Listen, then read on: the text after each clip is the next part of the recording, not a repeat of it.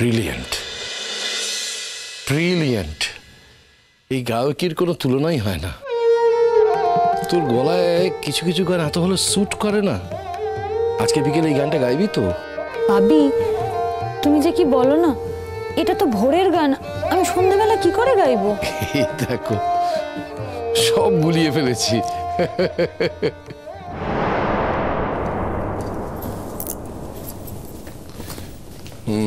Thank you. মা বলে ভালো। বলছি কি তুমি তুমি আজ বিকেলে যাবে তো? না মা, আমি যাব না, তোমরাই যাও। আমার আশীর্বাদ রইল, তোমার গান খুব ভালো হবে, সবাই তোমায় ধন্যি ধন্যি করবে। মা তুমি কি বলছো? আমি তো ধন্যি ধন্যি পাওয়ার জন্য যাচ্ছি না, পাবি আদেশ করলো তাই যাচ্ছি। না মা, ধন্যি ধন্যি করবে এই কথাটা খারাপ কোথায় বললাম? এ তো ভালো কথা, সবার ভালো লাগবে, সবাই ভালো বলবে, এটাই তো সবাই চায়। এতে মানে কথার উত্তর দেওয়ার কারণ কি, এটা তো বুঝতে পারলাম না। মৌয়া, তুমি ওর সঙ্গে এত খারাপ ব্যবহার করো কেন? খারাপ ব্যবহার কর? আচ্ছা কি আশ্চর্য, আমি খারাপ কথা কি বললাম? আমার দোষটা কোথায় হলো? আমি বললাম লোকে ভালো বলবে, এটা তো ভালো। আমার কি মনে হয় জানো, তোমার একটু ডাক্তার দেখানোর প্রয়োজন আছে।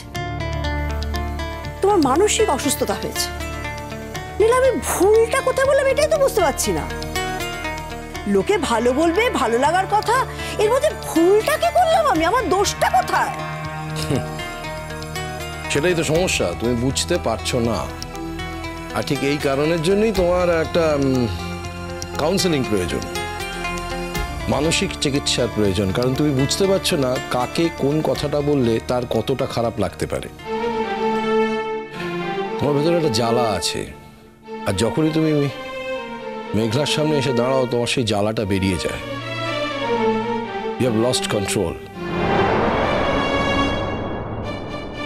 ভাবি, ভাবি, মা তো ঠিকই বলেছে। সবাই আমার গান শুনে ভালো বলবে, সেটা তো ভালো কথা, এটা তো আমার মেনে নেওয়া উচিত। তুমি প্লিজ মাকে শুধু শুধু বকো না। তোমার ভাবি আজকাল আমার সাথে কথাই বলেন না ভালো করে। ভাবি, আর যদি বা কথা বলেন তাহলে এইভাবে কথা বলেন। প্রত্যেকটা আমার কাছে, প্রত্যেকটা ব্যাপার উনি আমার খুদ পার করার চেষ্টা করেন প্রত্যেক সময়। মৌয়া, তুমি কখনো ভেবে থাকোনি না যে এতগুলো বছর ধরে তোমার কখনো কোনো খুঁত বেরোলো না, আমি তোমার দোষ ধরলাম না, কিন্তু হঠাৎ করে এখনই কেন আমি তোমার খুঁত এবং দোষগুলো ধরছি? তুমি তো একজন শিক্ষিকা, তোমার তো একটা অ্যানালাইটিক্যাল ভিউ থাকা দরকার। ঠিক বলেছ। কারণ আমি ভালো মানুষ নই বলে, আমি খুব খারাপ, তাই জন্য মেঘলার সাথে খারাপ ব্যবহার করি। সেই কারণে আমার মেয়ে তিথি যাতে হেরে না যায়, ওর হেরে যাওয়াটাকে আমি মেনে নিচ্ছি না বলে। শুধু তাই নয়, তুমি বাবা হয়ে তিথিকে পুলিশের হাতে ধরিয়ে দিয়েছো, সেটা আমি পছন্দ করছি না তাই বলে। এটাই কারণ, তো আর তো কোনো কারণ নেই। আর কি কারণ? শোনো মৌয়া, আজকে মেয়েটার একটা বড় প্রোগ্রাম আছে, তো আমাদের নিজেদের মধ্যেই মতান্তর এটা কিন্তু আজীবনকাল ধরে চলবে, এটা থামবে না। তো সুতরাং আজকের তারিখে এটাকে টেনে না এনে মেয়েটাকে বরঞ্চ একটু কনসেন্ট্রেট করতে দিই। আমি কি করবো না ঠিক বুঝতে পারছি না। কি করলে তোমাদের ভালো লাগবে এটা আমি বুঝতে পারছি না। সকালবেলা উঠে আমি তোমার জন্য চা, মেঘলার জন্য দুধ এটা নিয়ে এলাম, তা তো আমাকে কথা শুনতে হচ্ছে। যদি আমি এগুলো না নিয়ে আসতাম তাহলেও আমাকে কথা শুনতে হতো। আমি কি করলে আমাকে কথা শুনতে হবে না এটাই আমি বুঝতে পারছি না। আসলে কি হয়েছে জানো তো, তুমি আমাকে আর সহ্য করতে পারছো না। যবে থেকে আমি তিতির পাশে দাঁড়িয়েছি তুমি আমাকে একেবারে সহ্য করতে পারছো না, ঠিক যেমন তিতিকে আগে সহ্য করতে পারছিলে না। তুমি জানো তুমি আমার সাথে কি ব্যবহার করছো? তুমি জানো? জানি, এবং ঠিক যেটা করা উচিত সেটাই করছি।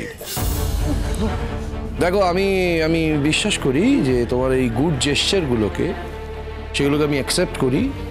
আমি তোমাকে দেখিয়ে দিই যে তোমার এই গুড জেস্চারগুলোকে আমি ভালোভাবে অ্যানালিসিস করি। কিন্তু তোমার যেই মুহূর্তে তুমি মেঘলার সামনে আসো, সঙ্গে সঙ্গে ভেতরে যে জ্বালাটা বেরিয়ে যায় সেটাও তো আমি বুঝতে পারি। তো সুতরাং তোমার এইটুকু বোঝা দরকার যে আমি কিন্তু এখনো তোমাকে বোঝার চেষ্টা করে চলেছি। হ্যাঁ, কিন্তু তুমি এসবের তো ধার ধারবে না। হ্যাঁ, ঠিক বলেছো।